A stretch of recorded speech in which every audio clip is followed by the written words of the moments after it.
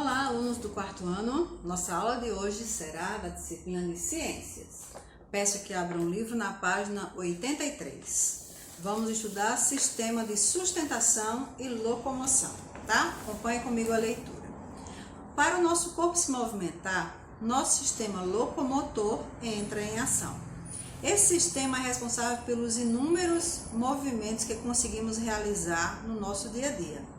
Ele permite que possamos andar, caminhar, correr, saltar, nadar, etc. O sistema locomotor é constituído pelos músculos, pelo esqueleto e pelas articulações. A nossa capacidade de locomoção depende da ação conjunta dessas estruturas sobre a regulação do sistema nervoso. Então, a gente vai estudar cada um deles agora. O esqueleto é o conjunto de ossos do corpo humano que formam um esqueleto. Ele é essencial para dar sustentação ao nosso corpo, além de ter a função de proteger os órgãos internos e fornecer pontos de apoio para a fixação dos músculos. Então, é a nossa base, né? Então, aqui a gente está vendo no livro um esqueleto. Então, imagina só, se o corpo não tivesse o esqueleto, que é a parte durinha, como é que a gente ia sustentar o resto do corpo? Porque músculo é mole, né? Então, os órgãos são moles. Então, se a gente não tivesse o esqueleto, ia ficar aquele mingau, aquela amoeba no chão, né? Então, a gente tem o esqueleto que é para dar estrutura. E a partir do esqueleto tem várias funções aí, como falou. Tem a função de sustentação, protege os nossos órgãos internos e fortalece a fixação dos músculos. A gente vai estudar um pouquinho de cada dele aí, tá certo? Então, a gente tem aqui nesse esqueleto, estamos mostrando aí o crânio, que é a parte da cabeça, as costelas, que você passar a mão, você sente os ossinhos da costela. O externo é o osso aqui do meio, onde as costelas se encontram. E a coluna vertebral é esse daqui das costas, que vai de cima a baixo, tá? Vai desde aqui da cabeça, do crânio, até embaixo, tá? O crânio, por exemplo, protege o cérebro. Os pulmões e o coração estão inseridos dentro da caixa torácica, formada pelas costelas, coluna vertebral e o externo. Então, é o cantinho que fica guardado aí tudinho. O esqueleto de uma pessoa adulta é constituído por 206 ossos. Entretanto, algumas poucas pessoas têm um ou mais ossos extras, ou também podem apresentar a falta de algum osso. Um recém-nascido, por exemplo, apresenta um total de 300 ossos. Na medida que o bebê vai crescendo, alguns ossos vão se unindo e o número dos ossos do corpo reduz. Curiosidade, hein? Você sabe qual é o menor osso do nosso corpo? É um pequeno ossinho que fica localizado dentro do nosso ouvido, chamado estribo. Ele e os outros ossos que ficam dentro do ouvido são responsáveis pela nossa audição. Muito bem. O esqueleto possui diferentes tipos de ossos. Existem os ossos longos, como a das costelas, dos braços e das pernas, os ossos curtos, pequenos ossos da mão localizados no pulso, e os ossos chatos, que são os ossos do crânio. Então, tá aqui o desenho mostrando aí, apontando os vários tipos de ossos que nós temos no nosso esqueleto, tá? Na outra página vamos trabalhar os músculos. Os músculos do corpo humano estão envolvidos no desempenho de muitas funções que são de extrema importância para o bom funcionamento do nosso corpo. Tudo o que realizamos existe um movimento do aparelho motor. Os músculos são capazes de se contrair e de relaxar, gerando movimento que nos permitem realizar várias ações, tais como andar, correr, saltar, escrever, impulsionar o alimento ao longo do tubo digestivo, promover a circulação do sangue no organismo, urinar, piscar os olhos, sorrir, respirar, entre outros. Então, toda movimentação que a gente faz, a gente mexe algum músculo, tá? Estou falando agora e os músculos da minha face estão se movendo para que possa ter a fala. Os músculos da minha mão estão se mexendo para que eu possa mexer os dedos, né? Então, todo o movimento do corpo aí vai pelos músculos. O corpo humano é formado de uma grande variedade de músculos. Existem músculos grandes, como os da coxa, e músculos pequenos, como certos músculos da face.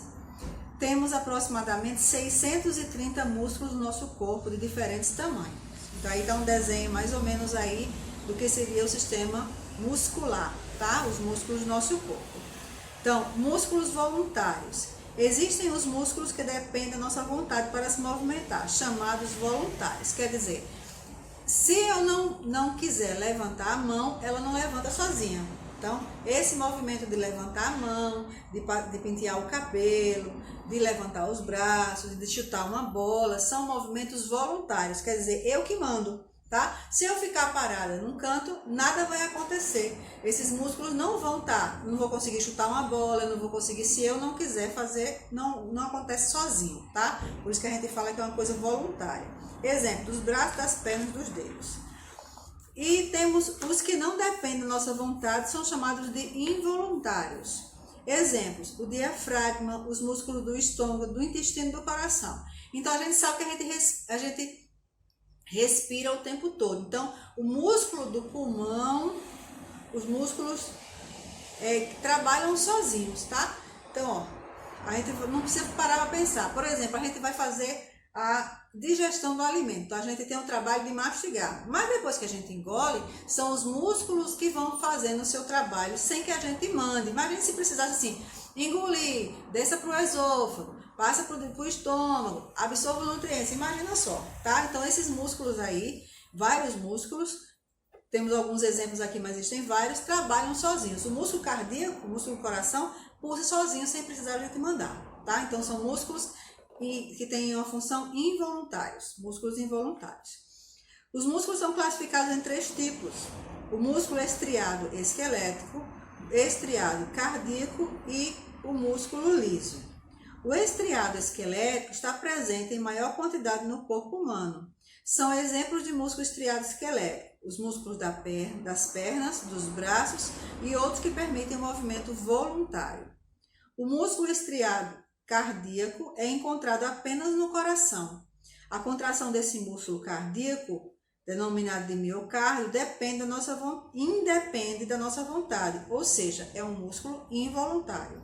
E o músculo liso, não estriado, ele é encontrado nos órgãos internos, como o esôfago, estômago, intestino, bexiga e outros. É um músculo involuntário. Então, dos 3 músculos aqui, somente o músculo estriado esquelético, que é o que a gente pode controlar. Os outros não, tá? Tem movimento involuntário. Página 87, temos as articulações. Nossa capacidade de locomoção depende da ação conjunta dos ossos, dos músculos e também das articulações. Para garantir que o osso possa movimentar-se, ele conta com a ajuda das articulações. Nelas, podemos perceber a união de 2 ou mais ossos que podem ser classificados de acordo com o movimento que executam. Móveis, quando permitem aos ossos uma grande variedade de movimento. Exemplos, articulações dos braços, das pernas, da mandíbula e do pescoço. Então, a gente consegue, as articulações, é como se fosse assim, tem os 2 ossinhos aqui, e essa dobrinha aqui é um osso, aqui é outro. Mas para que ele se movimente, precisa ter alguma coisa aqui no meio, que chama as articulações, que vai fazer a junção para que eu possa movimentar, tá certo? Então, se fosse somente osso com osso, não tivesse essa articulação, não ia funcionar o movimento. Mas essa articulação aqui, ó, tá? É o que faz esses ossos se mexer, tá? Temos os semimóveis, que são quando permitem os ossos a realização de pequenos movimentos. Exemplos, articulações das vértebras na coluna, tá? E imóveis, quando os ossos não se movimentam. Exemplo, articulações do nosso crânio. Ninguém consegue mexer nos ossos da cabeça, porque eles não têm articulações, tá?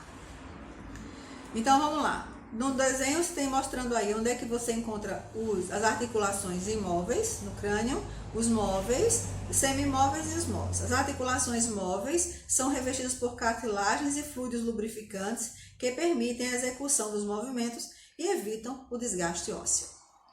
Agora na página 88, postura correta, uma prevenção. Em uma criança, os ossos ainda estão em desenvolvimento. A gente já viu isso lá no comecinho, né?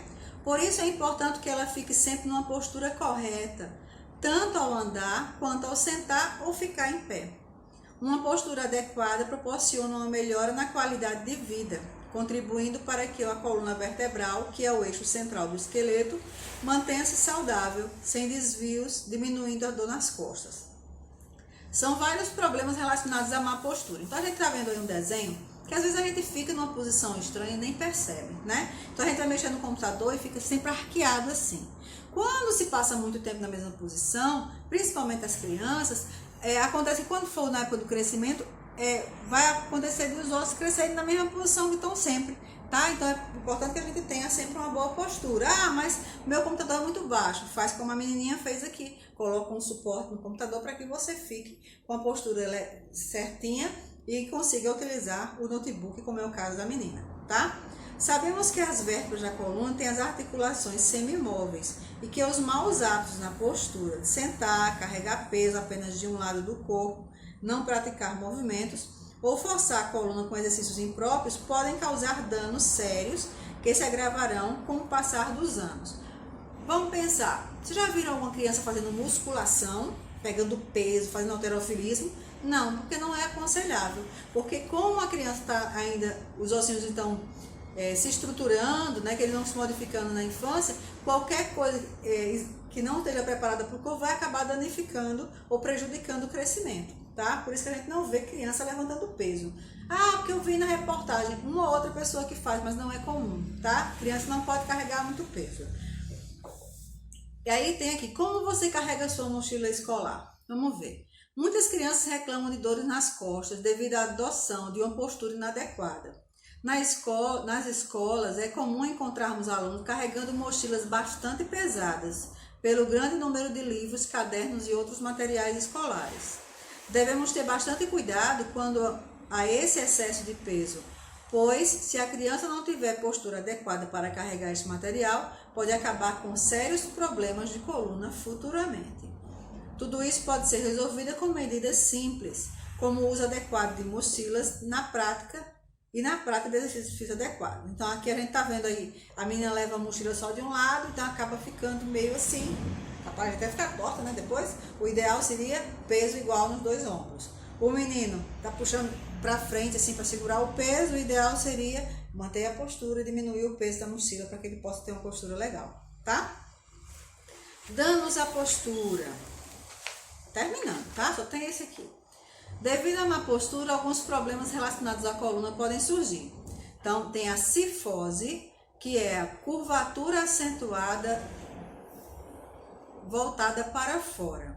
Além de poder ser uma característica de nascença, a pessoa que desde cedo não se senta corretamente pode adquirir o que chamamos de corcunda. Então, a gente está vendo aqui, eu vou ler todas, tá? Lordose, curvatura acentuada voltada para dentro. A pessoa apresenta uma curvatura acentuada no terminal da coluna, que pode ser agravada por uma má postura. E escoliose, desvio da coluna para a direita ou para a esquerda e presença de inclinações de um dos ombros. Pode ser uma característica presente desde o nascimento. Então aqui tem os desenhos das pessoas, né? Como seria uma coluna normal, uma coluna reta.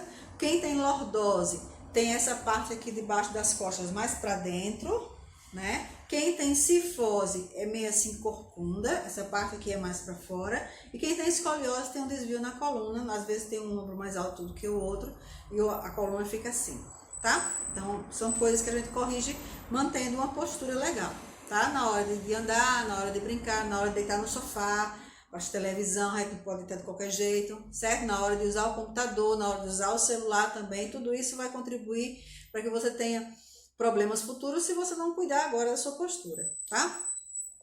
Devemos também ter muito cuidado de nossa postura ao dormir. O ideal é sempre dormir com a coluna reta e evitar travesseiros altos. Então, ó, a menina aí tá dormindo de barriga para baixo. Então, isso aí, uma vez eu gosto, mas todos os dias vai acabar dando um problema na coluna porque a coluna fica torta. O ideal é dormir de lado, tá? A mesma coisa, o menino quer dormir de barriga para baixo, mas o ideal poderia ser de dormir para cima e colocar um apoio nos joelhos, tá? Então, são algumas dicas aí de como melhorar a postura. Então, vocês vão agora, como exercício, reler a partir da página 83 até a página 89 e vão responder a página 90 e 91 do seu livro de ciências. A leitura é bem grande, mas são só 2 folhinhas de exercício, tá certo?